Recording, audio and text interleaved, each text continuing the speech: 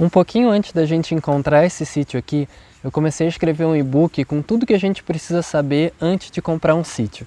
Nesse e-book eu detalhei vários pontos do que a gente precisa saber, o que a gente precisa priorizar, o que a gente precisa compreender, o que a gente precisa pesquisar, tudo antes da gente fazer esse grande investimento. Tem um link para esse e-book aqui na descrição do vídeo.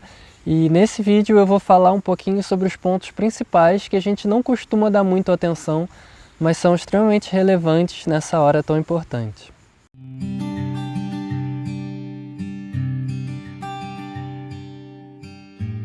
A aquisição de um sítio vem com muitas outras coisas, né? Não é pura e simplesmente o sítio em si. Vem com muitas mudanças na vida normalmente, vem com muito trabalho, muitos afazeres, muitas decisões a serem tomadas. Se você vai para o sítio, se você não vai, você precisa que alguém cuide ou você precisa estar indo cuidar. Isso demanda um tempo, tem um desgaste. Antes de qualquer coisa, não só de comprar o sítio, mas antes de começar a pesquisar, começar a ir visitar, você precisa entender o que você quer. Qual é o seu projeto, o que você quer fazer no sítio, o que você está procurando, para que você vai usar o sítio, qual é a sua intenção, quem é que vai estar lá com você, o que as pessoas que estão lá com você esperam que vai acontecer naquele lugar.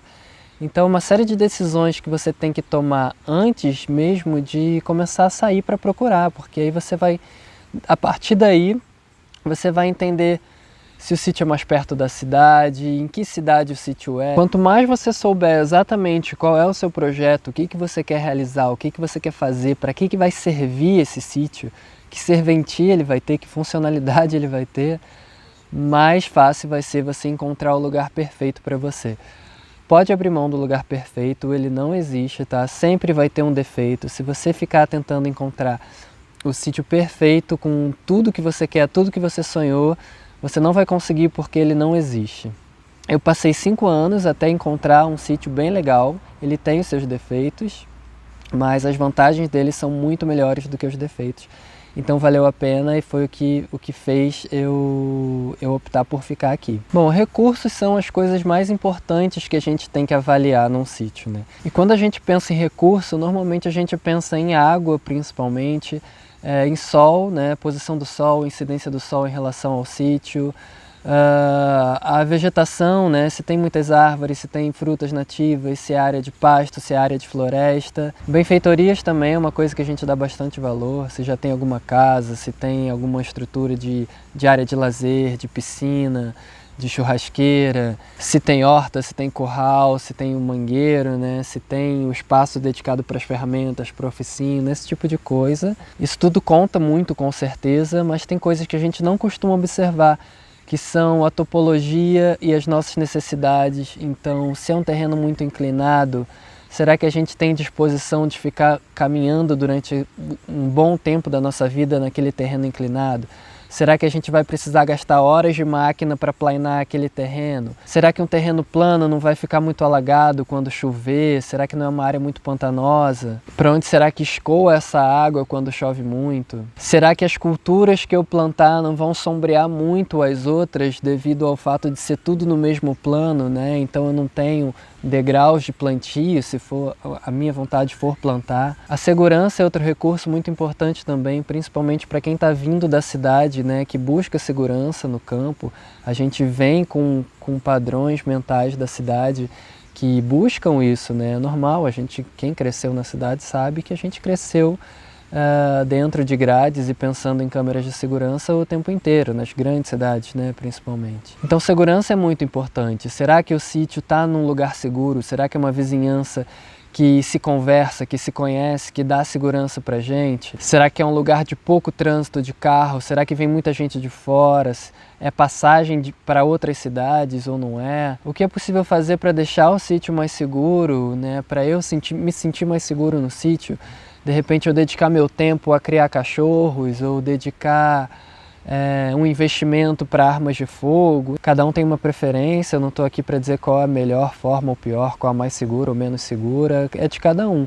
Mas todas essas coisas estão disponíveis para a gente ter a nossa segurança. Outra coisa muito importante é o acesso ao sítio também. Se você não tem um 4x4, né, um carro que chega em qualquer lugar, Você precisa pensar muito bem no acesso. Se você precisa ir para a cidade muitas vezes, se comunicar ou fazer alguma coisa na cidade, é importante o acesso. O acesso até que é um recurso que as pessoas consideram bastante. Mas outro recurso também muito importante que as pessoas pensam pouco é a comunicação. Principalmente nos dias de hoje, se você vai comprar um sítio, você precisa saber como você vai se comunicar dentro dele.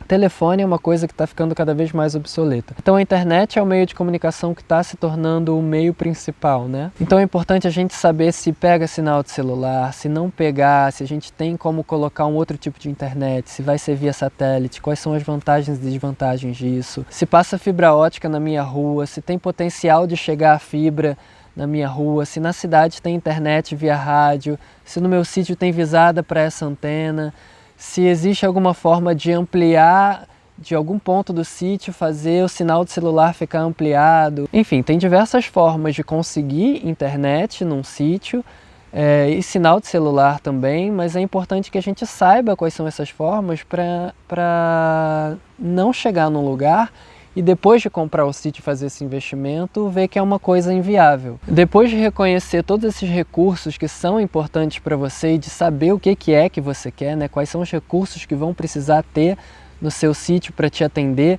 você começa a pensar em valor. E aí, obviamente, quanto mais caro for o sítio, provavelmente mais recursos ele vai ter.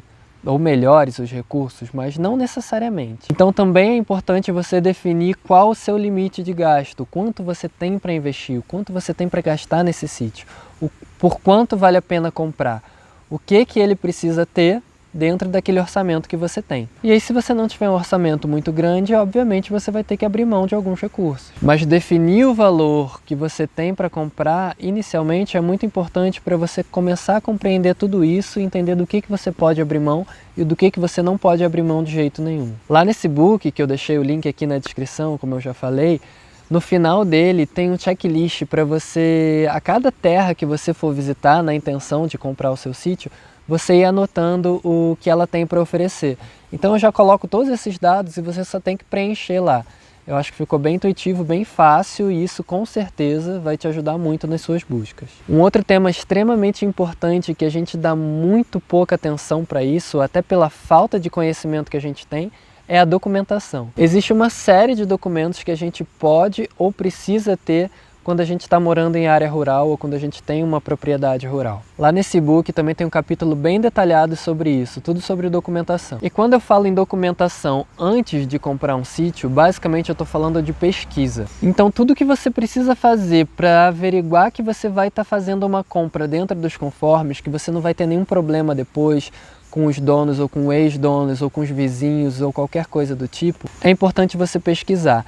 Então vai no cartório da cidade, procura encontrar a matrícula daquele imóvel. Se não tiver matrícula, a matrícula mais antiga a que aquele imóvel estava pertencendo antes de ser desmembrado.